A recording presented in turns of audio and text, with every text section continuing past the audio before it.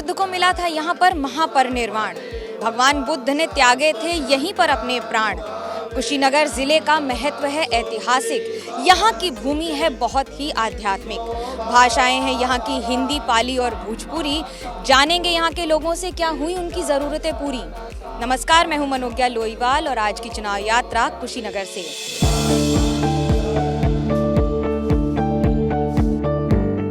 भगवान बुद्ध को कुशीनगर में ही महापरिनिर्वाण मिला था। ये धरती इतनी आध्यात्मिक है, उतनी ही ऐतिहासिक भी है। भगवान बुद्ध की ही 21 फुट लंबी मूर्ति को यहाँ पर एक्सकेवेशन के दौरान निकाला गया था। उसे आज भी वैसे ही सजा के रखा गया है।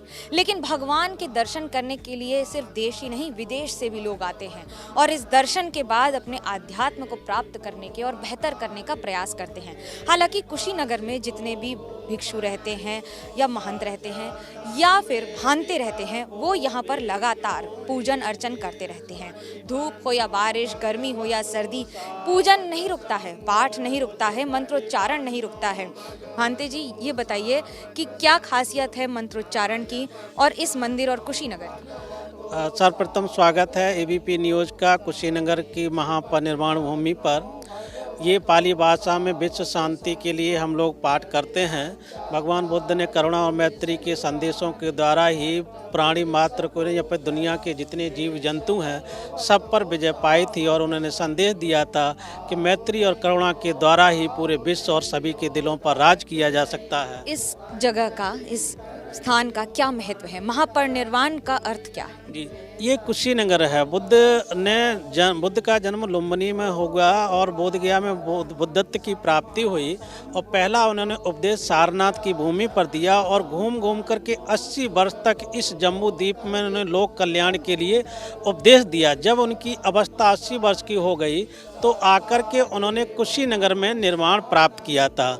ये बुद्ध का महापरिनिर्वाण स्थल है और महापरिनिर्वाण का मतलब होता है कि जिस व्यक्ति ने इस संसार की राग दोष मोह को भग्न कर दिया हो, अपनी तृष्णाओं का समूह नष्ट कर दिया हो, अर्थात सिद्धार्थ गौतम जैसा बोधिसत्व संसार में आया, लेकिन सम्यक संबोधि के प्राप्त करने के बाद जब वो अपने शरीर को छोड़ता है तो सिद्धार्थ गौतम का पुनः जन्म नहीं होता है, लेकिन बुद्धों की अपनी परंपरा है तो बुद्ध उत्पन्न होते रहते हैं। और क्योंकि ये भवचक्र है, भवचक्र की सारी कड़ियों को विनष्ट कर देते हैं, वो ही महापरिनिर्वाण को कहा जाता है। भानते जी, आप ये बताएं कि कुशीनगर को ही भगवान बुद्ध ने क्यों चुना?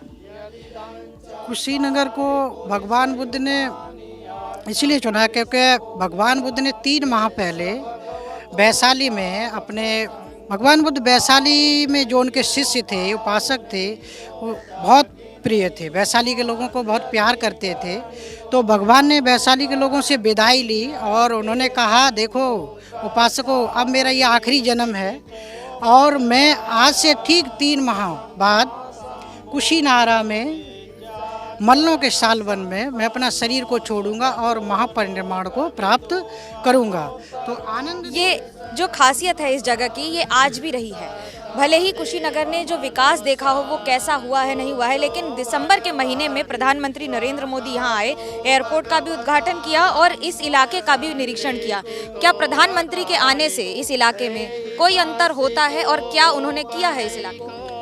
कुशीनगर में सबसे पहला अंतर ये है कि कुशीनगर में प्रधानमंत्री जी आए, जिससे यहाँ एयरपोर्ट का विकास हुआ है।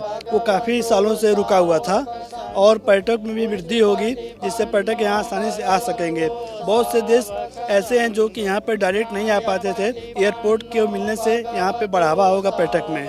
विकास के तौर पर स्थिति कैसी रही है? विकास अभी कुछ स्तर पे कुशीनगर में कम हुआ है, लेकिन हम लोग चाहते हैं कि जिस तरह से काशी और मथुरा, अयोध्या का विकास ये लोग कर रहे हैं, कुशीनगर का महापरिनिर्वाण टेम्पल भी उसी तर्ज पे होना चाहिए, जो कि नहीं हो पा रहा है। जब लोग आते हैं देश विदेश से, कई जगह से, क्या संदेश लेकर जाते हैं और किस तरह के लोग आते हैं? भगवान बुद्ध के यह महापरिनिर्वाण स्थली श्रद्धालु लोग आते हैं, बाहर से उपासक उपासिका बुद्धिस्ट कंट्री से यहाँ दर्शन करते हैं। भगवान बुद्ध के जो उपदेश हैं वो उनको अपने जीवन में उतारते हैं, ध्यान करते हैं, पूजा करते हैं, उस श्रद्धा से आते हैं, पूजा पाठ करते हैं श्रद्धा भक्ति से करके फिर पुनः जाते हैं यहाँ से उन लोगों को बहुत शांति महसूस होता है। शांति के साथ समर्पण, यही मांगता है हर धर्म, और कुछ ऐसा ही हमेशा संदेश दिया है भगवान बुद्ध ने अपने इस धर्म से। एक और बात हमेशा रखी है, धम्मम शरणम गच्छामि, बुद्धम शरणम गच्छामि। आप किसी की भी शरण में जाइए, लेकिन जब तक आप शरण में दीन बनकर नहीं जाएंगे, तब तक भगवान भी आपको दर्शन नहीं देंगे। कैमरा पर्सन सूरज पांडे के साथ मनोज्ञा लोईवाल, कुशीनगर, एबीपी न्यूज़।